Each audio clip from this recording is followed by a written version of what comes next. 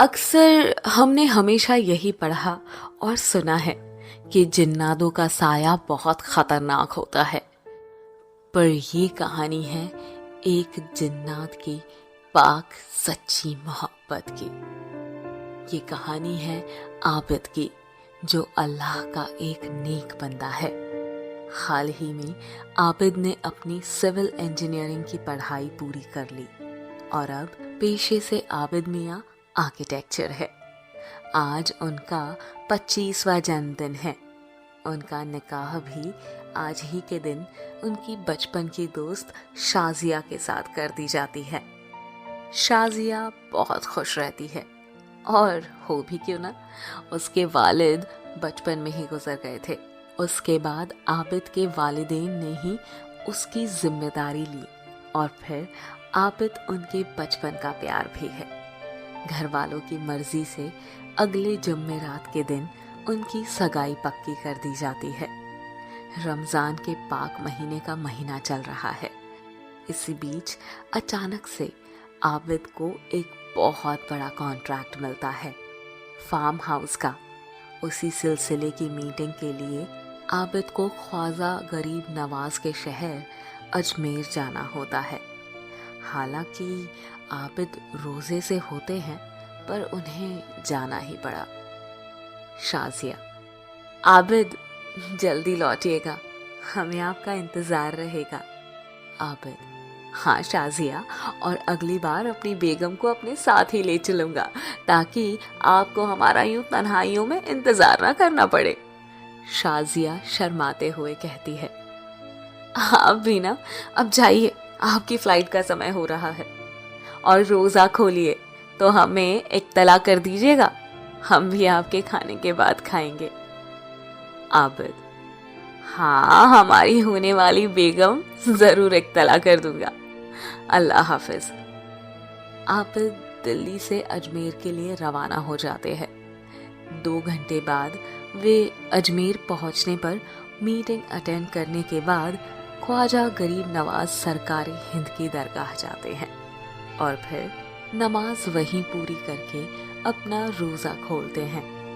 दुआ करते हैं कि उनका ये नया कॉन्ट्रैक्ट वो पूरी ईमानदारी और सही तरीके से करें। अगले दिन फजर की नमाज के साथ ही वे साइट के लिए निकल जाते हैं।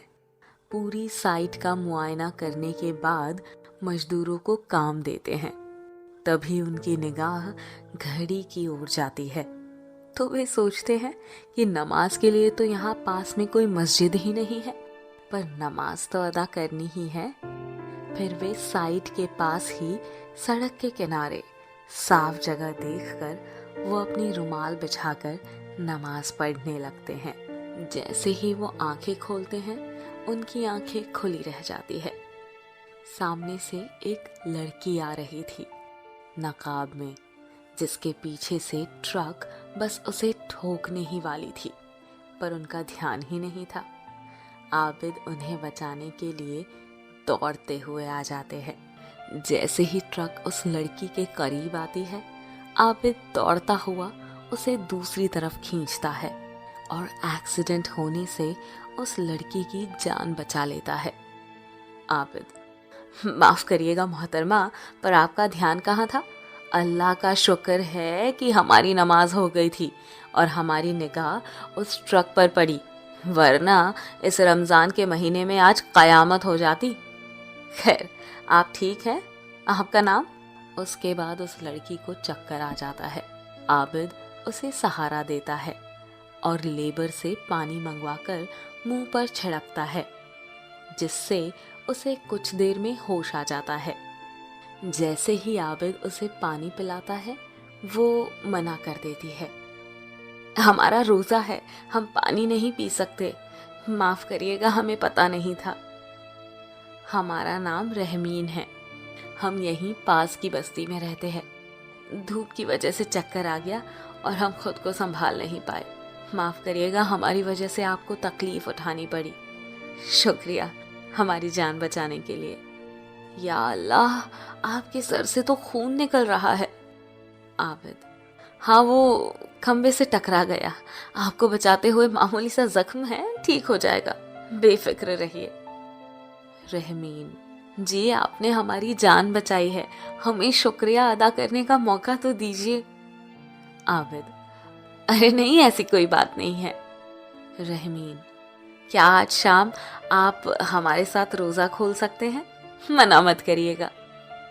आबिद, जी जरूर, पर एक शर्त पर। रहमीन, कैसी शर्त? आबिद, आप जब हमें बिरयानी खिलाएंगी। रहमीन, हो हाँ जरूर, क्यों नहीं। शाम को दोनों साथ में रोजा खोलते हैं। धीरे धीरे उनका मिलना बढ़ता है। वो दोनों अब रोज मिलते थे। काफी अच्छी दोस्ती हो गई थी दोनों की। ईद की खरीदारी करने दोनों साथ में जाते हैं। उस काले सूट में रहमीन मानो जैसे कोई अप्सरा लग रही हो। आबिद की नजरें रहमीन पर टिकी ही रहती है। रहमीन, कहाँ खो गए जनाब? आबिद, कहीं नहीं, तुम्हारी ये नीली आंखें और लंबे बाल, फिर ये काला सूट, तुम्हारे गोरे रंग पर अल्लाह कयामत लग रही हो। रहमीन शर्म से नजरें नीचे कर लेती है।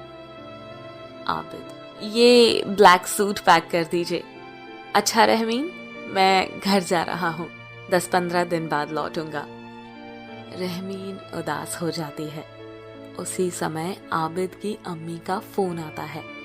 वो कहती है, बेटा तुम्हें निकाह अगले हफ्ते ही करना होगा। शाजिया के दादा की तबीयत खैरियत नहीं है और वो चाहते हैं कि उनके रहते ही वो अपनी आंखों के सामने अपनी पोती का निकाह देख ले। अब उसके वालिद है नहीं, तो जो है सब दादा ही है। ये सब सुनकर आबिद खामोश हो जाता है। क्या हुआ बेटा, सब खैरियत तो है वहां? तुम चुप क्यों हो गए? कुछ नहीं अम्मी, हम रास्ते में हैं, आपको घर आकर फोन करते हैं। ठीक है बेटा। आबिद एकदम उदास हो जाता है। वो रहमीन के साथ रहते रहते भूल ही चुका था कि उसका निकाह तय हो चुका है। क्या हुआ आबिद, आप इतने परेशान क्यों हैं? घर में सब खैरियत तो है ना? आबिद की आंखों में आंसू आ जाते हैं। माफ कर दो हमें रहमीन, हम शायद तुमसे कभी ना मिल पाए। हमें तुमसे मोहब्बत हो गई है। तुम्हारे साथ हम इतने खुश थे कि हमें कभी याद ही नहीं रहा कि हमारा निकाह तय हो चुका है। रहमीन ये सुनते ही उसके हाथ से वो सूट नीचे गिर जाता है। ये आप क्या कह रहे हैं आबिद? आपने हमें पहले कभी क्यों नहीं बताया इस सब के बारे में? हम भी आपको पसंद करते हैं। और फूट फूट कर रोने लगती है। या मेरे अल्लाह, कौन से गुनाह की सजा दी हमें आपने। आबिद वहां से चला जाता है।